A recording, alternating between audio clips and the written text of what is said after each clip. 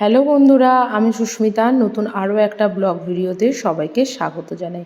নতুন আরও একটা দিন তোমাদের সাথে শুরু করলাম। কে কোথা থেকে ভিডিওটা দেখছো এবং কেমন আছো অবশ্যই কিন্তু কমেন্ট করে জানিও।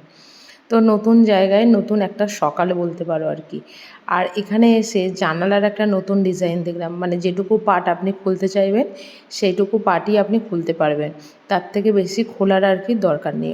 আমাদের ওখানকার জানালাগুলো কি হয়, পুরোপুরিভাবে খুলে দিতে হয় কিংবা অল্প একটুখানি নাহলে বন্ধ রেখে রাখতে হয়। তবে এখানে আপনি ওপর পোর্শনটা চাইলে ওপর পোর্শনটা মানে সেই রকমভাবেই করা, এবং আশেপাশে যেসব বাড়ি ঘরদোর আছে দেখলাম, তো সেগুলোও আর কি সেই রকমভাবেই করা আর কি দেখলাম।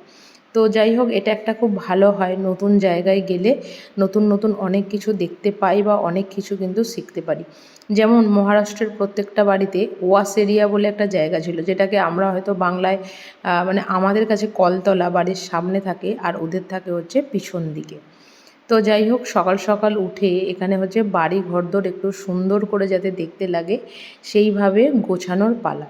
তবে আমার কিন্তু বেশ ভালো লাগে, দুজন থাকি আর একজনই থাকি, বাড়ি ঘরদোর একটু সুন্দর করে পরিপাটি করে গুছিয়ে রাখতে কিন্তু ভীষণ ভালোবাসি। তবে আমার বাড়ির সবথেকে সুন্দর দৃশ্য হচ্ছে এই ছাদের দৃশ্যটা, মানে যেটাকে হয়তো ফোনে এত ভালো করে ক্যাপচার করা যায়নি, যেটা আপনি সামনে থেকে দেখে বুঝতে পারবেন। আর যতটা দূরে দেখে মনে হচ্ছে না, ততটা দূরে পাহাড়ে মানে পাহাড়টা একদমই না। ছাদে উঠলে বুঝতে পারবেন এটা ঠিক কতটা কাছে একটা সুন্দর দৃশ্য যেটাকে বলা হয়। আর পাহাড় তো আমি এমনি ভীষণ ভালোবাসি। আর এই হচ্ছে আমাদের বাড়ির নিচের পোর্শনটা আর কি। তো যাই হোক, ছাদে এসেছিলাম, তবে বরমশাই এখনও পর্যন্ত ছাদে এসে এই সুন্দর দৃশ্যটা দেখেনি। তবে বাড়ির কাছে এই পাহাড়টা এত ভালো লাগে, মানে যা বলার নয় আর কি। তো যাই হোক, সকালবেলা করছি হচ্ছে এখানে 3 কাপ চা। বাড়িতে মানুষ 4টে, কিন্তু চা হচ্ছে 3 কাপ আর কি। আর এই যে মানে কন্টেনারই বলি আর কি, এগুলো এবারে যখন ভদ্রেশ্বরে ছিলাম তো আমাদের ওখানে একটা দোকান ছিল, দোকান বলাটা খুব ভুল কথা, ছোটোখাটো একটা শপিং মল টাইপের। সেখান থেকে 99 টাকা দিয়ে নিয়ে এসেছি। জিনিসের মানে কোয়ালিটি হিসাবে জিনিসের দাম কিন্তু খুবই কম বলতে পারো। তো যাই হোক, এই যে এখানে 3 কাপ চা করে নিয়েছি। তবে দুধ চা খেলে একটু বেশি করেই খেতে ইচ্ছা করে, আর আমার হাতে চা আবার কোনো সময় কম হয় না।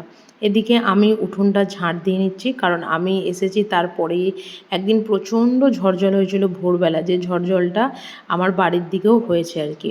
তো ওদিকে বড়মশাই করছিল হচ্ছে তোমার তুলসী মচ্ছপটাকে ঠিকঠাক, আর আমি উঠোনটাকে ঝাঁট দিচ্ছিলাম। উঠোনটা বেশ বড়, মানে আমাদের বাড়ির মানে বলতে পারো যতটা ঠিক ততটাই আর কি। আর এই সামনেটা হচ্ছে রাস্তা, আর এই কোণটা হচ্ছে ঈশান কোণ, মানে ওই উত্তর পূর্ব কোণ যেটাকে বলা হয় আর কি। তো সেই কোণাতেই আর কি ওই তুলসী মচ্ছপটা আর কি রাখার আমরা চিন্তাভাবনা করেছি আর কি। তো যাই হোক, বাইরের কাজকর্ম তো মোটামুটি আমাদের কমপ্লিট হয়েই গেছে। এইবার আমি এসেছি আমাদের ঘরটাকে গোছাতে, যেহেতু খাটটা আমরা এখনও পর্যন্ত সেট করিনি, আর এটা করতে এখন বেশ কিছুটা দিন সময় লাগবে। তবে যে কোনো জায়গায় গেলে না, আমরা সবার আগে এই খাটটাকেই মানে সেট করি। তবে এবার কিছু কারণের জন্য আর কি এই খাটটাকে আর কি সেট করিনি, তবে খুব তাড়াতাড়ি আর কি এটাকে সেট করে নেব। আর তার আগে ঘরের মধ্যে শোয়া হচ্ছে, বসা হচ্ছে, ঘুমোনো হচ্ছে। আর এই রকমভাবে অগোছালো ঘর দোয়ার না দেখতে একদম ভালো লাগে না। মনে হয় কতক্ষণে গোছাবো, কতক্ষণে একটু পরিপাটি করবো আর কি। তো যাই হোক, সেই কারণের জন্য আগে ব্যাগগুলোকে সরিয়ে সরিয়ে ধুলো সমস্ত কিছু পরিষ্কার পরিচ্ছন্ন করে নিয়েছি। আর তারপরে এদিকে ওই বিছানাটা যেটার মধ্যে আমরা শুচ্ছি বা বসে থাকছি বা দুটো মুড়ি খাচ্ছি, সেইটাকে সরিয়ে পরিষ্কার করে নিয়েছি। আর ঘর দোয়ার অপরিষ্কার থাকলে না একদম ভালো লাগে না আর কি। আর এইগুলো তো করতেই হয়। আর সকালবেলা জলখাবার বাড়িতে বানানোর কোনো ঝামেলা করিনি আর কি, কারণ ওই ইন্ডাকশানে করা, একটু আলু সেদ্ধ করো বা যাই করো না কেন, প্রচুর খাটুনি তাতে। সেই কারণের জন্য বরমশাইও খেতে ভীষণ ভালোবাসে, সেটা হচ্ছে ছোলা বাটোরে। তো সেটাই আর কি এদিকে আনা হয়েছে এবং আমরা মানে সবাই মিলে খাচ্ছি। আর ওই দিকের ওই যে বস্তাগুলো দেখতে পাচ্ছেন, ওই বস্তাগুলোতে হচ্ছে শুধুমাত্র ফেলার জিনিস, ওগুলোতে আর কোনো কিচ্ছু নেই। একদম মানে পুরোপুরিভাবে সমস্ত কিছু গোছানো হয়ে গেছে। তবে এবার যেটা বাকি আছে সেটা হচ্ছে ঠিকঠাক করে জিনিসপত্রগুলো ঠিকঠাক জায়গায় আর কি রাখা। মানে অনেক সময় হয় মানে মাসখানেক মাস দেড়েক লাগে যে এটা এখানে রাখবো, ওটা ওখানে রাখবো, সেটা সেখানে রাখবো, এই সমস্ত করতে করতেই আর কি আমাদের মোটামুটি চলে যায়। আর আজকে দুপুরবেলা হবে একটু ভাত আর মাংস। তবে এরও একটা গল্প আছে, যে গল্পটা আর কি তোমাদের সাথে শেয়ার করছি।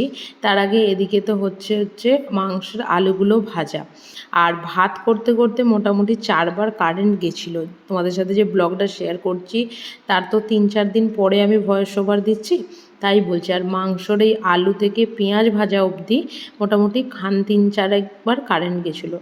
তবে শেষবার যে কারেন্টটা গেছিলো দুপুরবেলা মোটামুটি ওই 2:30-3টে নাগাদ, সেই কারেন্টটা এসেছিলো সন্ধেবেলা 6:20-তে।